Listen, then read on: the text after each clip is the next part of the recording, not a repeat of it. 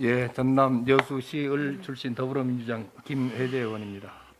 장관님, 그 부동산 정책을 우리가 시행을 한 후에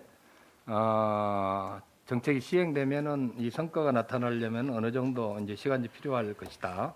이거는 이미 예측을 했고 최근에 이 서울 강남의 집값이 이제 안정세를 보이면서 좀 꺾이는 모습이 보여서 이 부동산 매매 관련되는 거는 이제 효과가 나타나기 시작한 것 같은데 문제는 이제 전셋값 그 상승 문제 아니겠습니까? 네네. 장관님께서도 전셋값이 안정화되려면은 어느 정도 몇 달 정도 걸릴 것이다 이런 얘기를 계속 해 오셨는데 그 기간을 지금 어느 정도 되면은 안정화될 것이라고 예측을 하고 있습니까? 저희가 그 89년도에 그 임대 기간을 1년에서 2년으로 연장했을 때 한 5개월 정도의 시간이 걸렸습니다. 그런데 지금은 뭐 그대로 똑같이 5개월이다 이렇게 말씀드릴 수는 없지만 일정 정도 시간이 걸릴 거를 생각을 하고 저희 예의주시하고 있습니다. 5개월이 걸린다 하더라도 내년 초까지는 좀 불안정 상태가 지속될 것이다. 이리 일단 꼭 불안정할 것이다라기보다는 시장의 안정을 찾기까지는 일정 정도 시간이 걸릴 거라고 생각되기 때문에 일단 열심히 모니터링하고 있습니다. 그 이전 정책에 비해서 이번에 시행한 정책들이 더 강력한 지금 정책들이고 네, 정책 변화가 좀 그런 상황이 네. 있기 때문에 좀 예의주시를 해야 될 것 같고 네, 네, 예. 이게 예상했던 것보다 좀 지속된다든지 했을 때는 또 다른 대책도 준비를 해야 될 것 같은데 그 부분에 대해서는 생각을 하고 계시는지요? 일단 시장 상황을 좀 더 보겠습니다. 예. 예. 국민들의 걱정이 크고 네, 또 굉장히 심각한 문제이기 때문에 이 부분에 대해서는 빈틈없이 네. 준비해야 될 필요가 있을 것으로 보입니다. 그 오토바이 지금 보험 관련해 가지고 좀 질의를 하겠습니다. 최근 이제 코로나19 때문에 음식 배달이라든지 이 배달 오토바이가 많이 지금 늘어났는데요. 잘 아시겠지만은 자동차 관리법상 이 이륜 자동차도 의무보험 가입으로 돼 있습니다만은 문제는 그 배달 오토바이 유상운송기 보험 가입률이 굉장히 낮아서 보험 사각지대가 발생을 하고 있습니다. 네, 네. 대책 마련이 필요할 것으로 보이는데요. 그 신고된 이륜차 현황을 한번 살펴보면은 2020년 7월 기준으로 해서 신고된 전체 차량이 226만 대 정도 됩니다. 그 중에서 보험 가입이 안 돼 있는 차량이 125만 대, 55% 정도 지금 되고 있습니다.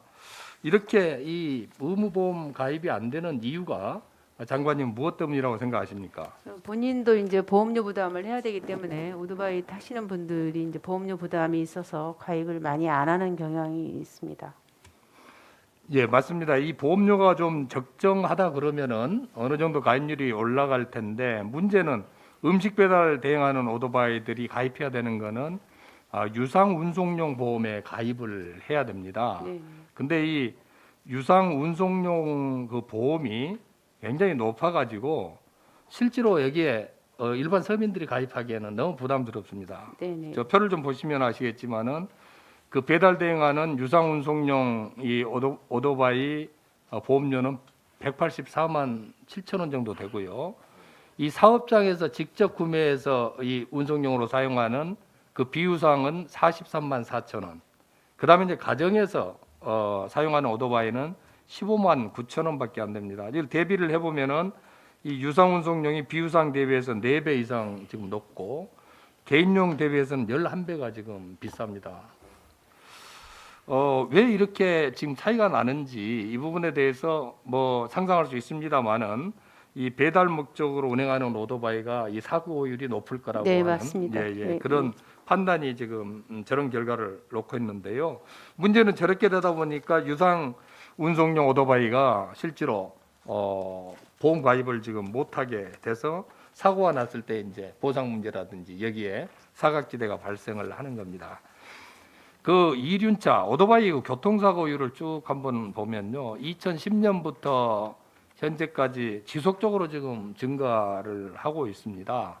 2010년도에 만 950건 사고가 발생했는데 2019년도에는 18,400여 건으로 지금 증가를 하고 있고요.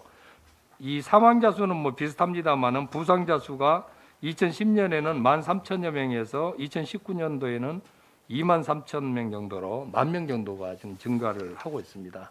이게 이제 보험 수가라든지 보험료 지급하고도 직결되는 문제인데요.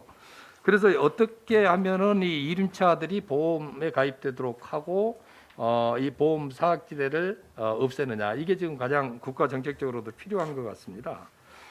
최근에 이제 공제조합, 오토바이 공제조합을 만들어서 좀 활용하면 어떻겠느냐, 이런 얘기들도 지금 나오고 있는데, 장관님 이 부분에 대해서 국토부에서 특별히 좀 준비하고 있거나 논의되는 부분이 있습니까? 저희도 이제 이륜차 배달 종사자 보호를 위해서 공제조합을 설립할 필요가 있다라는 데 대해서 공감을 하고 있습니다. 적극적으로 저희 검토를 하겠고요. 지난번에 생활물류 서비스 발전법 만드는데도 이런 부분들이 이제 반영이 되어 있습니다. 그래서 저희도 적극적으로 검토해 보겠습니다. 예, 최근에 9월 24일이네요. 제 114회 국정현안점검 조정회의에서 정세균 국무총리께서 이륜차 유상운송 보험료 부담을 완화하기 위해서 이륜차 유상운동 공제조합 설립을 지원하겠다, 이렇게 말씀을 하셨고, 그 여객 자동차 운수 사업법이나 화물 자동차 운수 사업법에 보면은 국토교통부 장관의 인가를 받아서 공제조합을 설립할 수 있는 법적 근거도 마련이 돼 있습니다. 네네. 여기에 대해서 신속히 좀 마련을 하셔서 이륜차 운전자의 보험 가입이나 공제조합 가입이 가능하도록 조치를 해주셨으면 감사하겠습니다. 네네, 알겠습니다. 네. 네. 이상입니다. 네, 수고 많으셨습니다. 다음 존경하는 문정복 의원님 질의해 주십시오.